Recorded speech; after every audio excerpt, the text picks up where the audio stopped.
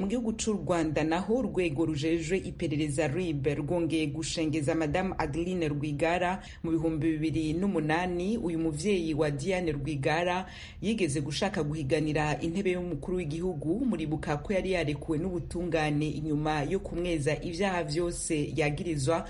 Mugenzi wacu Geoffrey Mutagoma yaganiriye nawe amwemerera ko koko RIB yamushengeje. Yego ndarufite rwose. Hari icyo utekereza cyaba ari imvano y'uko kugutumiza gushyashya? Nta mpamvu ntekereza na ntoya, kuko turi mu bihe byo kwibuka abacu bazize jenoside yakorewe abatutsi. Ikindi kandi yewe muri iyi minsi ndi mu bihe byo kwibuka umutware wanjye wishwe urw'abashinyaguro mu mwaka wa 2015, ndetse iyo gahunda yabaye muri iyi minsi weekend ishize yo kuri 27 yishwe mu kwezi kwa kabiri kwa 2015 ku itariki ya 4, kandi nanone bihurirana nuko twinjiraga mu cyunamo cy'abacu. Nta kindi zi cyaba gihari cyo muri iyi minsi. Uvuze ku byo kwibuka umutware wawe nk'uko umwise, muri icyo gikorwa hari amagambo yavugiwemo, harimo kugaragara ku mbuga nkoranyambaga bavuga ko ari we wayavuze. Byaba ari byo koko waba warayavuze cyangwa barayagutwerera? Yari amagambo n'ayanjye rwose, niko nayavuze, ibyo navuze niko biri. Hari aho uvuga uti bamubaze ndeba, ushaka kuvuga Asina Paul Rwigara. Ubundi uburyo buzwi byashyizwe ahagaragara n'inzego z'iperereza mu Rwanda nuko yishwe na aksida. Ntutekereza ko gushinja ubutegetsi kumwica bishobora kukubera intandaro yo gukurikiranwa n'amategeko? Ntutekereza ko ariyo mpamvu wongeye gutumizwa? N'ubu nabisubiramo Monsieur Mutagoma, niyo bantumiza nabisubiramo, nabivuga ntarya indimi, kuko byarabaye. Bamuzingazinze mu isashe ndebage n'umwana wanjye, bari bamwegetse kuri volant. Iri aksida bavuze ni ikinamico, ibyo nibyo nafungiwe, ibyo naburanaga. N'uyu mwanya bibaye ngombwa nabiburana. nta rimanganya ririmo, ni nko kumubaga niko navuga, kuko bamuzingazinze mu isashe baramupfunyika ari muzima, babanje kumwegeka kuri vola. Iyo kinamico ya aksida bayikoze, baramwirukankana, dusaba kujyana nabo baranga, tutazi iyo bamujyanye. Tugeze kuri polisi dusanga ku bitaro bya polisi yari Kacyiru, dusanga bagiye bamuhondahonda ngo bamumare mu mwuka. Tugezemo baramutwima, nabwo baseka agishyushye. Nari kumwe n'umwana wanjye Anne Rwigara. Ntabwo rero ari findafinda, ni ibintu byabaye ku mugaragaro. Muri ariya magambo anyura kuri internet hari ahantu hasa n'ahagaragaza yuko hari ibintu byinshi ucecekanye utavuga, kuko hari aho uvuga uti ngiye mu madetaye mwatangara. Kuki uceceka? Uratinya kuvuga?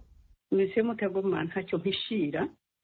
Ubwo isaha rwose bitaragera ngo ibintu bivugwe, nacecetse byinshi. Nacecetse abunzi banyiciye umugabo ku manywa y'ihangu, bamuziza icyo tutazi, bamuziza ibye. Nacecetse ubugome bw'indengakamere bw'abantu baje barigize intama ari ibirura. Liste y'abamwishe n'ubugome bamugiriye n'iterabwoba ryari ryarabibanjirije. Hari ibyo ntavuze, ntaravuga. Ubwo igihe nikigera nzabivuga, ariko ntabwo nabihishe. Ntabwo nahishira ubwicanyi bwangiza umupfakazi, bukangirira abana imfubyi, bukagira abagore b'abanyarwandakazi abapfakazi, bukagira ababyeyi imfusha, bukatwicira abana. Ntabwo nabiceceka. Ni ibintu nahagazeho, ni ibintu mpamya. Niba ari icyo rero banyohereje iyo convocation, simbizi. Tugaruke kuri ririya jambo wavuze mu kwibuka. Hari aho wavuze uti Uwiteka Nyiringabo arakurambiwe, arakuranduye, arakwandagaje, arakurimbuye. Urangije uti ubwo ndabwira agatsiko. Ntabwo ufite ubwoba ko muri uko gutumizwa hari abavuga bati wabwiraga inzego z'ubutegetsi cyangwa se inzego z'abanyacyubahiro ukaba wabikurikiranwaho? Ntabwo bimpangayikishije, ubwo bwari ubuhanuzi. Uti urwandiko rugutumizwa rufite, ubu rero uri muritegura kwitaba ubugenzacyaha? Ntabwo nzitaba mu cyunamo, nta burenganzira bafite bwo kuntumira. Umunsi natangiye kunamira banjye bazize jenoside yakorewe abatutsi kandi n'ubu ngubu ngikorerwa. Utitabye rero birashoboka ko bakoresha ingufu z'ubutegetsi kugira ngo witabe ubugenzacyaha. Biramutse ari uko bigenze, wenda wagerayo ntugire amahirwe yo guhita ugaruka, cyangwa se wenda bakaba bagutindana, urumva n'iki wavuga? Icyaba cyose icyo navuga ni ukuvuga ngo ntabwo nzava ku ijambo navuze, kuko ntabwo ryari uburimanganye, kandi sinzareka gukurikirana abanjye aho bari barenganye. Nibashaka nibarambike ubugome hasi, nibarambike ubugome hasi, kuko mu ijuru hari Imana itabara kandi ireba itarebera.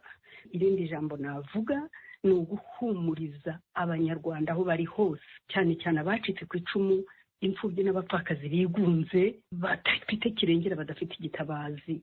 Imana iduhana umugisha. Geoffrey Mutagoma ku rundi ruhande rwa RIB, umuvugizi w'urwo rwego yabwiye Ijwi ry'Amerika ko Madame Adeline Rwigara atarwitavye. Ni mu kiganiro yahaye kuri telefone mugenzi wacu Venuste Nshimiyimana akorera Ijwi ry'Amerika i Londres mu Bwongereza. Kugeza ubu ngubu tuvugana ntabwo yari yitaba. Yabamenyesheje impamvu atitabye? Kugeza ubu ngubu ntabwo impamvu atitabye yari yayitugezaho, ntabwo arayitumenyesha. Umwunganira mu mategeko dufite amakuru atubwira ko yabandikiye abasaba yuko ugutumirwa kwe kwasubikwa kubera ko atari mu gihugu kugira ngo ashobore kuza kumwunganira. Ubwo busabe ntabwo turabubona, ariko amasaha y'akazi ntararangira. Ubwo niba hari ubwo yanditse cyangwa ubwo busabe yabutanze, ubwo buratugeraho. Mbese ubundi mwari mwamuhamagariye iki? Icyo twamuhamagariye ubundi niwe ukimenyeshwa, niwe kandi akimenyeshwa hageze, ubwo nahagera tuzakimumenyesha. Amategeko y'u Rwanda ateganya iki iyo umuntu atumijwe kuri RIB ntiyitabe? Umuntu uhamagawe n'umugenzacyaha ku mpamvu z'iperereza ategetswe kwitaba. Iyo rero atitabye, uzamuha ubundi butumire. Thierry Murangira, umuvugizi w'urwego rw'igihugu rushinzwe ubugenzacyaha, ndagushimiye cyane ku bw'aka kanya wahaye Ijwi ry'Amerika. Murakoze cyane. Repubulika ya Demokarasi ya Kongo, polisi yaburijemwo imyerekano y'abiyamiriza ishamwe mpuzamakungu ONU mu kuyiburizamo yamijaguye amasasu mu biyerekana. Idonido ni mu kanya isase mu bihagufi y'amaradiyo yanyu. Amakuru yacu tuyahere muri Repubulika ya Demokarasi ya Kongo. Kuri no nkuru nari nce ku masonga mu kanya aho polisi yamijaguye amasasu iburizamwo abiyerekana biyamiriza ishirahamwe mpuzamakungu ONU. Ibindi kuri no nkuru na mugenzi wacu Tim Harris Ishimwe.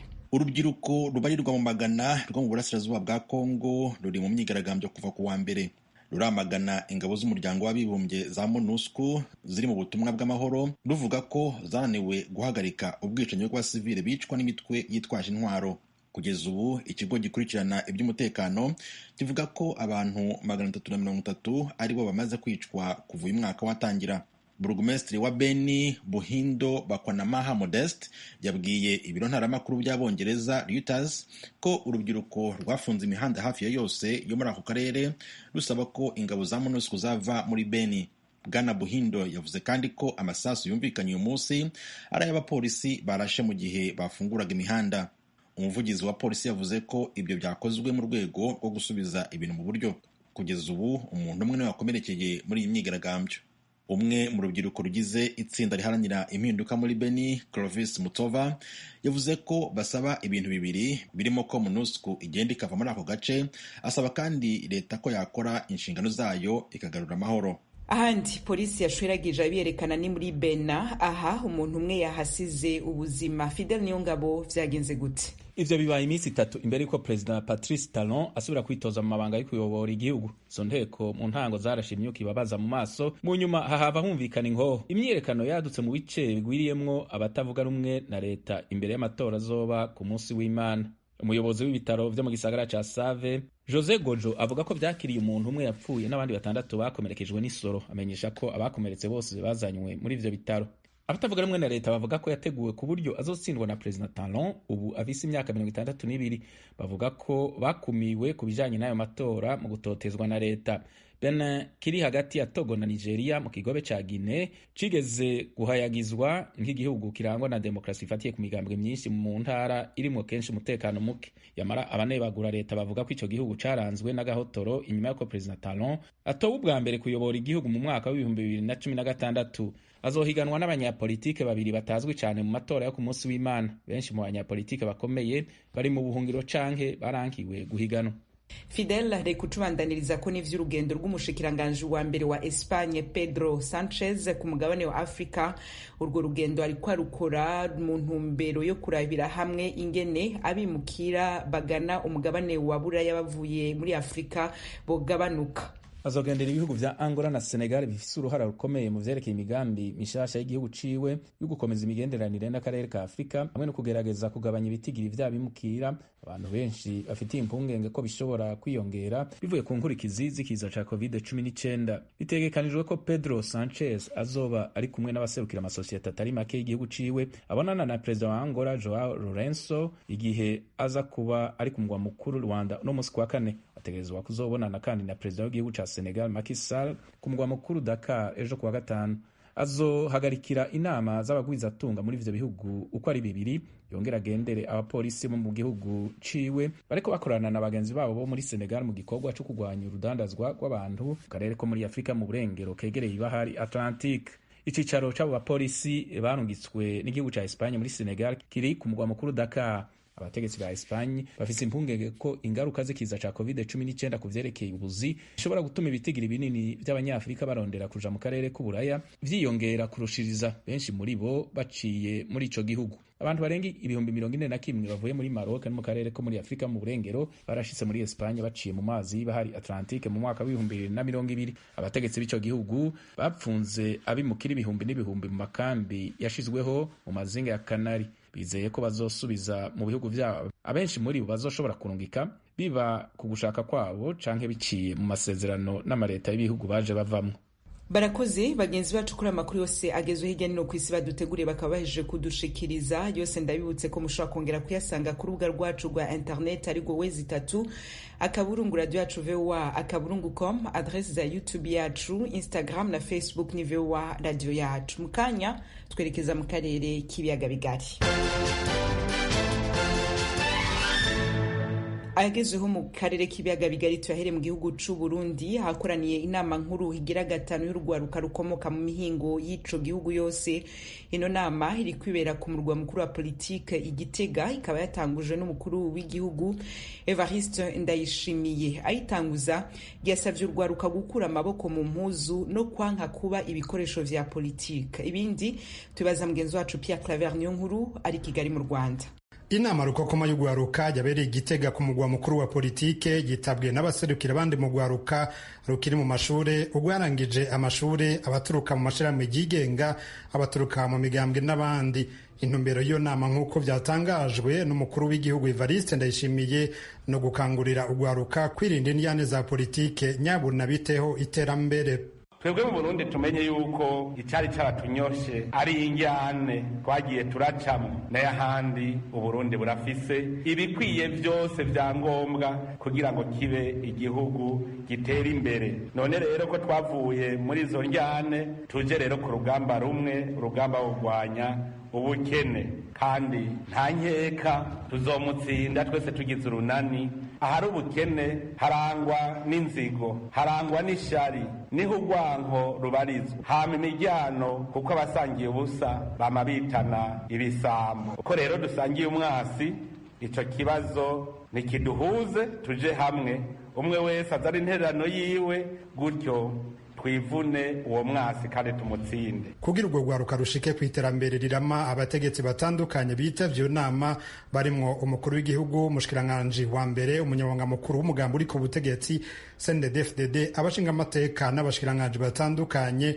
basavye urwo rwaruka kwirinda ibiyayuramutwe, kwirinda kwicara bata umwanya wo gukora no kwirinda ubuhumbu n'ibindi. Mu gihe benshi muri urwo rwaruka buca rusubira gutangura igice ca gatatu c'amashure, Perezida Ndayishimiye yategetse ko bose bogenda bipimishije ikiza c'umugera wa corona kugira ngo ku munsi wa mbere baje ku mashure bose bazi yuko bameze neza mu magara yabo batagiye kwanduza abandi. Kandi ndabasavye gwaruka banyeshure mwese mubifate nka nkama, ntihagire umunyeshuri n'umwe azoja kw'ishure atipimishije kuko azoba agiye kwanduza abandi. Umushikiranganji w'amagara y'abantu nawe Tade Ndikumana yaciye amenyesha ko isekeza ryo gupima abanyeshuri bose rizotangura ku munsi wa gatandatu w'iyindwi. Umuvugizi w'umukuru w'igihugu Everine Butoyi yavuze ko umukuru w'igihugu yaboneyeho akaryo ko kwigisha urwo rwaruka gukunda igihugu, guhindura ingendo, kwankira abo bakoresha mu mpari za politike n'ibindi. Urwaruka mu gihugu cose ruhamagarirwa gukorera mu mashirahamwe n'amakoperative kugira ngo bagwize umwimbu. Urwaruka rurashima rugasaba ko bwokoroherezwa kuronka ingurane ntonto zidasaba inyungu nyinshi. Aha Perezida Ndayishimiye yabibukije ko bakwiye gukora imigambi yo kwiteza imbere maze bagasaba ingurane muri banki y'urwaruka iheruka gushirwaho na leta. Inama nk'iyi igize gatanu mu kiringo c'imyaka 2. Gusa kare hahora hatumirwa abari mu mashirahamwe yigenga n'abari mu migambwe gusa. Pierre Claver Niyonkuru, Kigali, ku bw'Ijwi ry'Amerika. Pierre Claver Niyonkuru urakenuye. Ijwi ry'Amerika, Washington DC mu Kirundi no mu Kinyarwanda. Ibiganiro vyacu tubibandanirize ku kibazo c'abanyeshuri b'abarundi b'impunzi bari muri kaminuza Ines Ruhengeri mu Rwanda batakaje imfashanyo yo kuriha amashure, bourse d'études mu rurimi rw'igifaransa. Ni imfashanyo ahanini babuze mu mwaka w'2020. Ico gihe bari nka 70, ariko muri abo harimo abari mu mwaka wa nyuma bagize amahirwe yo kuronka abasahiriza baraminuza. Hambavu yabo hari ariko abari bakiriko bariga babuze uburyo bwo kuriha umwaka wabo wa nyuma. Mugenzi wacu Frederic Nkundikije yadutumiriye bamwe muri abo banyeshure basiguye uko ikibazo cifashe. Mu batumire mugiye kumva harimo Rock Bideri ari mu bashoboye guheza amashure naho agafashanyo kari kahagaritswe. Bideri asanzwe ari n'umukuru w'ishirahamwe ry'abanyeshure b'abarundi bahungiye mu Rwanda, Réseau de Izere ari ryo Réseau des Jeunes pour la Solidarité et le Développement. Uwundi ni Jean-Claude Nimbona nawe nyene yaraminuje ubu akaba barizwa mikambi y'impunzi z'abarundi Imahama. Clement Kimararungu havugira abanyeshure ni nawe atangura adondagura ingorane zugarije bagenzi babo muri kino gihe. Ibibazo dusanzwe duhura navyo ni ibibazo byo gukora ibizamini vy'amakuru nyene umuntu abajije kwiga canke se kugira nyene kuja mu mastage, mbese n'ibindi bibazo duhura naho vy'imibereho ya misi yose, kuko benshi muri twebwe ntano tuvuga ngo umuntu gafite abanyene hari fixe kubera ivyo bibazo vyo guhagarikira bourse byadukozeho cyane. Muriko mwiga iki muri iki gihe? Twebwe twiga mu gisata ca laboratoire nka twese batandatu nyene. Izo ngorane zo kubura agafashanyo ka bourse zifise ingaruka nk'izihe muri iki gihe muriko mwitegurira kurangiza amashuri? Ingaruka nini cyane ugereranije, kuko bisa ni nk'uko umenga ntabwo tuba turiko turiga, kuko iyo wize isomo bisaba kwita ukora ikizamini. Ivyo nayo niyo ngaruka mbi ya mbere igaragara. Ntidushobora kuja mu masare z'examen dukore, nta nubwo mbese tuba dufatwa nk'uko twize, kuko ntabwo tuba twize no gukora amastage asoza. Mbese ari no n'ikindi kibazo n'ivyo byo kwandika ibitabo navyo nibyo bidukora ko cyane, ntabwo tuba bitworohera kubera uburyo nyene bise ubwo buryo nyene. Ahandi ni ikindi kintu nacyo kidukoraho ni uko kuntu tubaho, mbese ibintu byo kuba bya misi yose vyankenerwa umunyeshuri asanzwe akenera vya misi yose, arara abanyeshuri basabita, mbese byadukozeho ntuze ku ubuzima bw'umunyeshuri bwose gusa no kumenga bwarahagaze, nubwo na cyane hari n'ibindi bibazo duhura nabyo. Mwatekanya gushikiriza urwandiko canke ibitabo muzoba mwanditse kugira ngo musoze umwaka mwateza kubishikiriza ryari? Ibibazo bitekanijwe ryari? Bimwe ntabwo hari ibyo bakoze twe tutarakora, hari n'ibindi makuru ariko ariga turakoze. kuba twaratangiye kwandika twagira dissertation de mémoire twaratangiye kubyandika ariko ubu ntabwo turi mu byo yose amasaje nayo izotangura 20 z'uku kwezi nyene hasigaye mbese iminsi 15. mutegekanya gutorera inyishu ivyo bibazo bite? Murabona ko uyu mwaka muzoshobora kurangiza amashuri yanyu? Tubibona neza ariko turakomeza dusaba ubufasha, dusaba ubuvugizi ahantu badushobora kudukira plaidoirie hariho hose bishoboka yuko tushobora kugereza mu gihe. Rock Bideri, mu mwaka weze twaragiranye ikiganiro, ico gihe mwari mufise ingorane nk'izo Clement Kimararungu afise muri iki gihe hamwe n'abagenzi biwe batanu. Ico kibazo mwagitoreye inyishu gute? Ko mwarashoboye gushikiriza ibitabo byo guheza umwaka, mwarashoboye gukora ibibazo, eka murashobora no kuronka urupapuro rw'umutsindo. Ivyo bibazo mwebwe muri abanyeshuri nabo nyene batari bafise bourse yabo yari yahagaritswe, mwabishoboye gute? Murakoze cyane Frederic kuri ico kibazo mumbajije. Mbanje kongera kubaramutsa no ndamutsa abanywanyi b'ijwi rya Amerika aho bari hose. Rero iki kibazo mumbajije ngenda kivuge nk'uhagarariye ishyirahamwe ry'abajene bishize hamwe kugira ngo bafatane mu nda kandi biteze imbere, bita regesor izere. Hama mu mwaka uheze twari twavuganye ku kibazo c'abanyeshure bari bahagarikiwe bourse d'étude na Mezo Shalom. Hama kumbure ntibyakunze ko dushobora kubona uburyo bw'uko twobona amahirwe y'uko basubira kongera kutwishyura kugira ngo turangize ayo mashure yacu, ariko twagumye dukora plaidoyer dusaba ubufasha, dutera akamo hirya no hino kugira ngo twumve ko hari umugiraneza yotwumva akadufasha kugira ngo tube twobasha kurangiza ivyo bikorwa byarangiza umwaka w'amashuri wacu kugira ngo tube tworangiza amashuri ico bita lisansi. Twaragumye dutera akamo cyane cyane mazi ko twakoze ibiganiro byinshi haba kuri Voix d'Amerique, BBC, mbere ku bitangazamakuru bitandukanye. Nk'uko rero mwagiye mubibona mu mafoto atandukanye n'ibiki, twaragize imana iracizira iratumurikira, tubona umugiraneza yashoboye kwishurira abanyeshuri bari muco. uwo mugiraneza yise emergency no kwita mu buryo abantu bari mu rutonde rw'abantu bihutirwa cyane kuba bofashwa.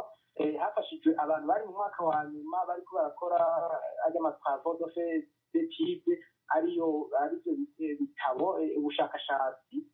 Rero yarabashije umugiraneza kudufasha, arishurira abanyeshuri bose bari mu mwaka wa mu banyeshuri twavugira harasigayemo abanyeshuri bari mu wa gatatu ari bo bafite ikibazo, kuko Mezo Shalom yari yasubiye kubahamagaza kugira ngo ishobore kuba yobarihira, ariko kandi abantu ntibashoboye kubona amahirwe yo kongera gusubizwamwo, bongeye gukurwamwo. Ubwo rero twari duhagurutse na cyane cyane nk'ishyirahamwe tugira abajene cyane cyane kugira ngo dufatane mu nda twiteze imbere.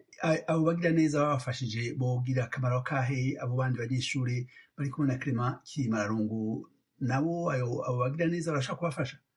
Impanuro muha Clement Kimararungu kuri ico kintu niki? Kuri ico kibazo mumbajije by'ukuri nosaba abanyeshuri bafite iki kibazo nk'uko twagitanguranye kwihangana, tugashishikara gusenga Imana, ariko kandi dushikaye kwitura abagira neza batandukanye harimo n'abadufashije. Batubwiye ko bariko baragerageza barabe nubwo bigoye nimba hari ico kunda, ariko kandi ntabwo dufite inyishu imeze neza yuko hari igishobora gukorwa, ariko muri byose dushikaye gusenga Imana kugira ngo icinzira dukorana plaidoyer kugira ngo umugiraneza uwo ari we wese yokumva ibiji ko yofasha aba banyeshure. Nico gituma dushishikara nka regesor izere, umuryango w'aba bajene baharanira gufatana mu nda no gutezanya imbere, kugira ngo umugiraneza yokumva ko yofasha abanyeshuri kugira ngo bagere ku ndoto zabo. Murakoze. Jean Claude Nimbona, impanuro muha bagenzi banyu bariko baritegura kurangiza amashuri nizihe, bafise ibibazo nk'ivyo mwari mufise mwakweze? Murakoze cyane, nk'uko mubivuze natwe ibibazo twarabiciyemwo umwaka uheze, kandi nk'uko bivuze hari ibiganiro byinshi mwagiye mudufasha biratambuka, haba kuri BBC, haba ngaha ku ijwi rya Amerika cyangwa n'andi majornale mwagiye mubona yuwarengetamwo neza n'ibindi.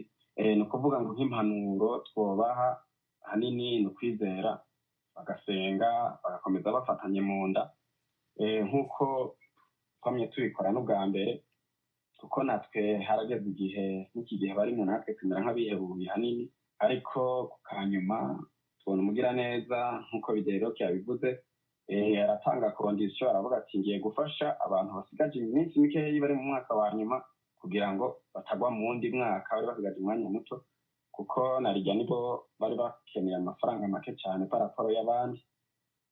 Icyo twobasaba hanini no gufatana mu nda hama bakanasenga, kuko nk'uko Bideri yabivuze amapereduwaye arashishikaye aba dusaba nk'uko yabivuze washoboye kudufasha, ariko kugeza iki gihe nta nyinshi positive turaronka. Ni ukuvuga ngo icyo tubasaba hanini ni ukwizera no gusenga, kuko ntawuzi ko ibintu bigenda, ushobora kuronka n'undi muntu adufasha akubumva ati reka mfashe bano bana ko ari 5 nabo barabe kugira ngo bashobore gusoza igikorwa bari baratanguye. Hanini no kubasaba ngo bakomeze kwihangana, turazi biragoye cyane, ntibyoroshe, ni ukugira umutima ukomeye wa rugabo, tubasaba ngo bakomeze bafatane mu nda, ntibyoroshe barimo, banyizera ko ejo canke hirya y'ejo bishobora gukunda, nabirya natwe utari na bake cyane bikaba byarakunze ko bishobora gutambuka. Murakoze cyane. bakunzi ba radiyo ijwi rya Amerika mutuye mu burasirazuba bwa Repubulika ya Demokarasi ya Kongo, turabararika kujya mukurikira ibiganiro byacu ku maradiyo akurikira: Radio Communautaire de la Voix de Mikeno Ibunagana ku murongo wa FM 99.7, Radio Ngoma ya Mani yo mu mujyi wa Baraka kuri FM 88.8, Radio Baraka FM nayo mu mujyi wa Baraka ku murongo wa FM 94.4, Radio Communautaire La Verite ikorera mu mujyi wa Kiwanja kuri FM 99.0. Naho kuba dukurikira muri mu majyepfo ya Uganda, mwakumva ibiganiro byacu kuri Radio Ijwi Riyobora Voice of Muhabura ku murongo wa FM 88.9. Ni Radio Ijwi rya Amerika iminsi yose kuva ku wa mbere kugeza ku cyumweru. Akabino nga duce dusozera amakuru twari tubafitiye muri kano kanya. Dushimire abagize uruhara bose ngo ategurwe yongera bashikire. Kuri mikro mari kumwe na Joy Diane Ninahazwe. Ibiganiro n'amakuru vyashizwe hamwe na Facile Gebeho vyari bihagarikiwe na Frederic Nkundikije. Twempi ku izina rya bagenzi bacu twafatikanije mu kubategurira ano makuru twabateguriye, twongera tubashikiriza turi mu mihana yacu mu ntumbero yo kwirinda ikiza ca virusi ya corona. Tubike banuye tubipfuriza kuranirwa mu vyo murimo vyose, naho utaha mubandanye kuryoherwa n'urutonde rw'Ijwi rya Amerika mu ndimi zitandukanye.